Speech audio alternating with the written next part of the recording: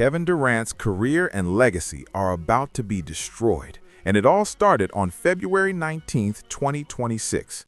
According to sources, after the game between the Rockets and the Hornets, KD threw hands with a fan who exposed his secret life. But that was just the trigger, because what happens next spirals into three things nobody saw coming. From the leaked KD files to the $90 million drone investment that somehow drags him into international controversy, and the 24-hour disappearance that had the NBA sending help to his door. We've all seen Kevin Durant get into it with fans on Twitter before. At this point, it's basically his secondary sport. But what went down after the Hornets game on February 19th wasn't your typical KD being sensitive moment. The Rockets were in town to play the Hornets, and on the court, KD was doing exactly what he was brought to Houston to do. He was torching them. He finished the night with a casual 35 points on 14 of 20 shooting, looking every bit like the 7-foot cheat code we've known for 2 decades. But while the box score was elite, the energy in the Spectrum Center was straight up toxic. See, the Get Higher 77 and burner account rumors weren't just a Twitter thread anymore. They had officially leaked into the real world, and the fans were waiting for him. Oh, and if you haven't heard of his current burner account scandal, don't worry, I got you. We'll talk about that real soon. But back to the game.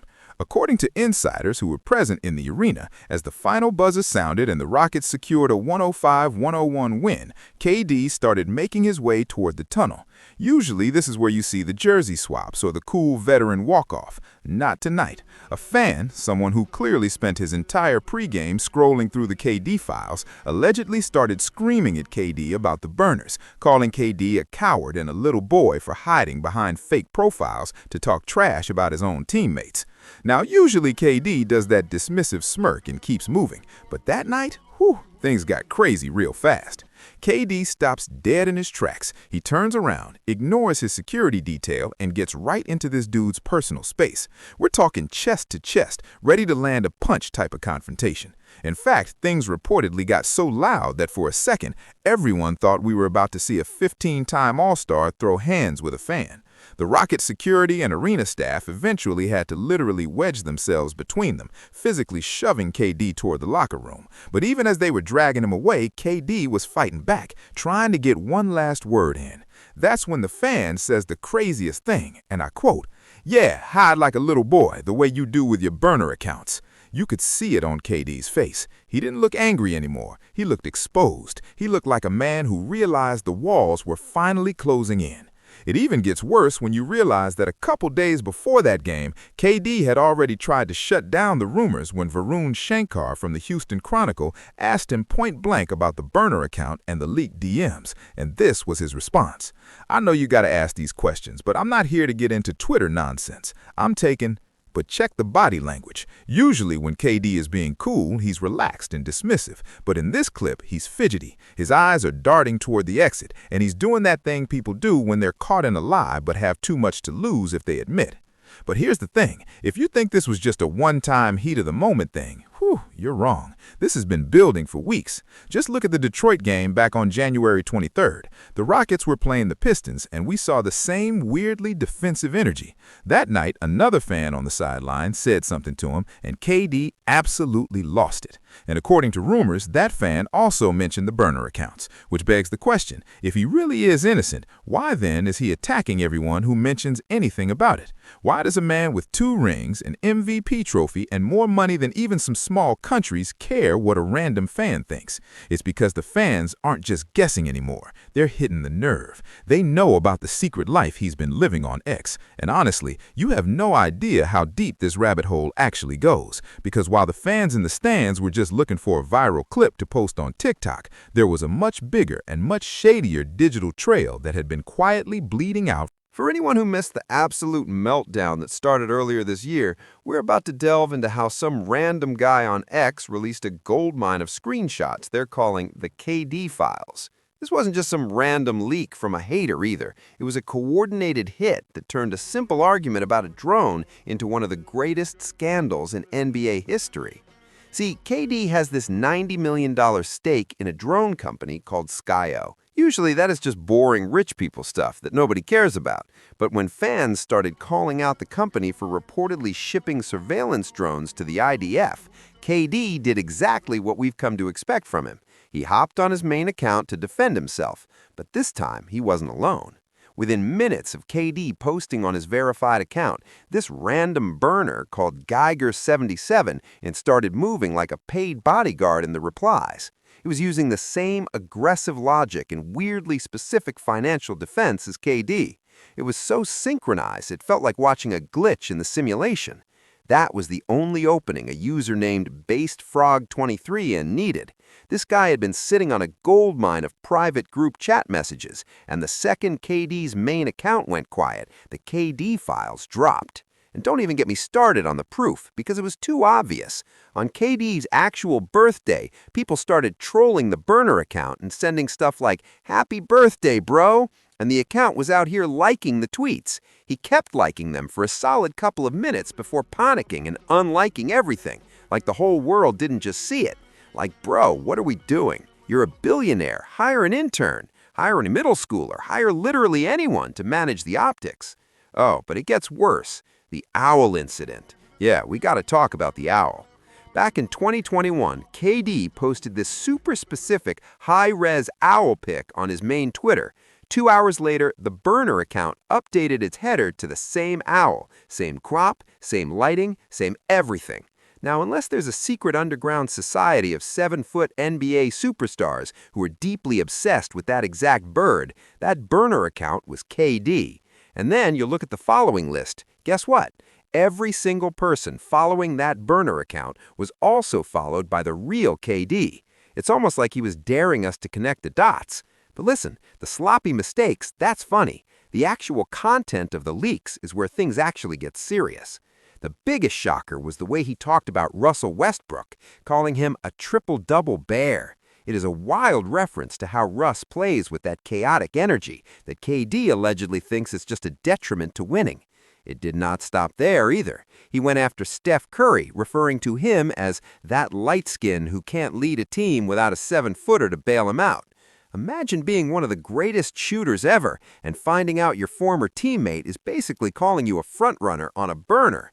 But it's one thing to speak about players from other teams. The real reason that Rockets are a ticking time bomb right now is how he talked about Jabari Smith Jr. The leaks showed messages calling his own teammate the R word and complaining that the kid can't make a shot and was holding him back from another MVP. This is a 20-year-old kid who grew up with KD's poster on his wall, and his veteran leader is allegedly out here trashing him behind his back. He even went after his old Phoenix crew, comparing the duo of Frank Vogel and Dion Booker to Stalin and Mao because he thought their leadership style was too authoritarian. You have to wonder how a man with this much success still has this much hate in his heart for the people he is supposed to be winning with. And that's what makes this whole thing wild. You've got rings, you've got MVPs, you've got generational talent, and somehow you're still fighting randoms in the comments section. It's like no matter how much he wins on the court, he's still addicted to conflict, addicted to proving something, even when there's nothing left to prove. But here's where it goes from messy to an actual league-wide issue. After that altercation, something changed, and I mean instantly. KD didn't just stop tweeting, he fell off the face of the earth. And I don't mean took a little social media detox, I mean off the grid. And for a guy who basically lives on his phone, that is a massive... The rumors are flying everywhere, and half the people are saying it was a legitimate mental health crisis because the pressure finally cracked him. But the other half, they are saying this was a high-stakes legal huddle, and that KD wasn't just taking a break. He was in a room with a swarm of lawyers trying to figure out if those leaked DMs and the drone investment were about to get his legacy absolutely trashed. Adam Silver and the Rockets have stayed dead silent, which makes the whole thing even more suspicious. When the league won't even give a generic "KD is taking personal time" statement, you know it is bad. But if you think the 24-hour disappearance is the end of the story, you're tripping. Because while KD was hiding out in that hotel room, the scandal had moved from a Twitter rumor to a full-blown crisis, and the league's biggest voices were already picking sides. The silence from the NBA front office was bad, but the energy coming from the rest of the league is even worse. Usually, when a superstar is going through it, players do that whole brotherhood thing and protect their own, but not this time. The vibe shifted from "let's see the proof" to "yeah, he definitely did it" the second Draymond Green opened his mouth on his podcast.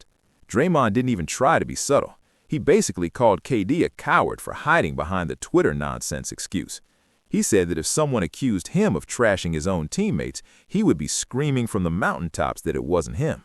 The fact that KD is just sitting there doing that weird, fidgety non-denial makes him look guilty as hell. When things come up about me, or I like to address either it's me or it's not me, and I personally just don't think that this is something that you can just allow people to decide what they want to decide because it involves so many other people. Draymond even joked that walking into the Rockets locker room right now must feel like a Key and Peele sketch.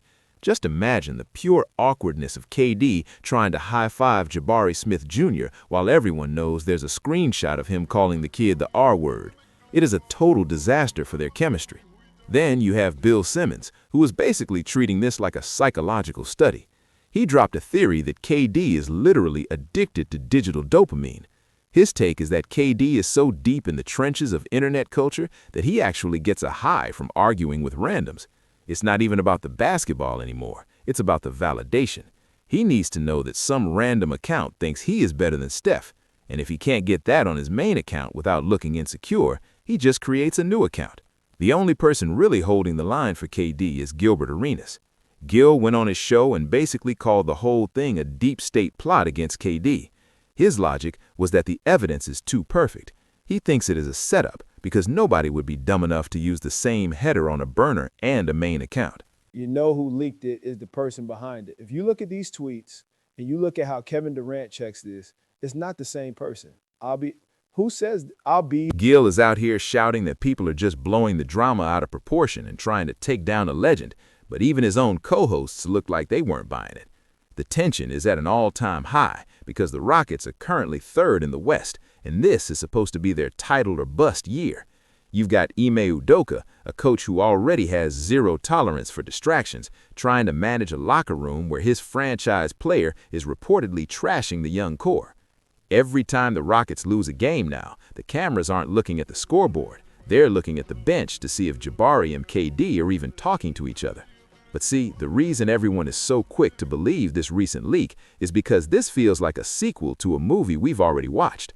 You can't understand the 2026 crash out without looking at the blueprint.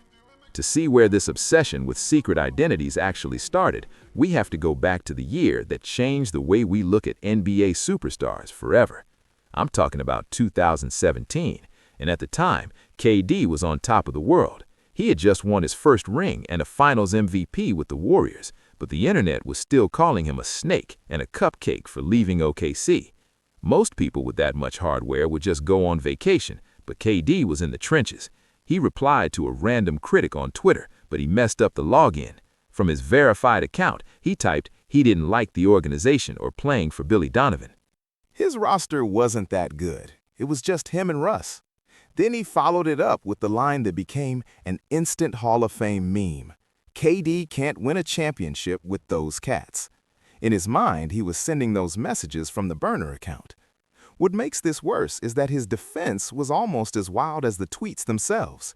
He tried to play it off as engaging with fans. He called the tweets childish and idiotic, but he wouldn't admit he had a list of burner accounts. He tried to normalize it, acting like he's just a basketball head who gets too passionate, but the damage was permanent. From that moment onwards, the sensitive superstar label wasn't just a joke anymore. It was his identity. The fallout changed the way we look at greatness. Suddenly, every positive comment about KD felt like a plant, and that situation turned into a permanent attachment to his name that followed him from Golden State to Brooklyn and then to Phoenix. At this point, it's safe to say that KD's legacy is built on a decade of being one of the most difficult superstars in sports history. He's had this on and off relationship with the fans, especially after his drama with the OKC Thunder. After a 3-1 loss to the Warriors, KD signed with the very team that just humiliated him, a move that was so widely hated that it put him on the same level of public scrutiny as LeBron James with the decision in 2010. But while LeBron's decision was about power, KD's move felt like a surrender. Oh, and he didn't stop there. He left the Warriors the second things got weird and went to Brooklyn to form a super squad with Kyrie Irving and James Harden that turned into the biggest flop in league history. And then he started demanding trades like he was ordering DoorDash, first to the Suns, then to the Houston Rockets in June 2025. He jumped teams so much that the entire league already knew his pattern. He joins a team, gets bored or frustrated, and then nukes the locker room on his way out. But honestly, the whole Twitter thing is beyond just a hobby. And as Bill Simmons said, it's now an addiction. And if you want proof, during the All-Star weekend, while the rest of the world's best players were laughing and dapping each other up on the court, KD was physically isolated. There's even a viral clip of him literally folding himself in half, back hunched over, staring into his phone like his life depended on it. The funny thing is, he has even admitted it once during a post-game interview. KD was asked if he preferred video games or Twitter, and this was his response. "I'm gonna go Twitter. I'm gonna go Twitter because they don't deserve to hear this God-level-like talk I'm giving to them." Think about the ego you have to call your own toxic tweets God-level talk. It's almost like basketball as his secondary job, and his real career is being a Twitter influencer. Now, if you trace things back and look at the league's history, you'll discover that KD isn't even the first person to be involved in a burner account scandal. If we're being real, the gold standard is still Brian Canangelo and the infamous Collargate back in 2018. Remember when the Sixers president at the time was caught using a fleet of burners to trash Joel Embiid's conditioning and leak confidential medical info just to protect his own ego? Yeah, that was the benchmark. But KD has somehow made it worse, because Canangelo was a suit, but KD is at least a top 20 player of all time. When a guy with that much talent starts moving in such a messy way, it changes the way you look at the entire sport. It forces you to look at the dark psychological side of being that great. Because why on earth does a 15-time All-Star feel the need to hide behind a profile picture to come for his fellow teammates? Honestly, I think it's the loneliness of the modern superstar. Back in the day, Bird, Magic, and Jordan would just talk trash to your face, shower, and go home. They didn't need a digital dopamine hit at 3 a.m. from a random person in Nebraska. But the modern era is different. These guys are hyper-aware of their legacy every second of the day, and they're more insecure than we've ever seen. KD is basically a man who wants to be a regular person with regular opinions, but his fame is a prison he built for himself. He wants the freedom to be toxic without the consequences. And I personally think this whole scandal basically confirms every negative thing people said about his move to the Warriors in 2016. It proves that despite the rings and the MVPs, he's still that same guy who was chasing a version of himself that doesn't exist.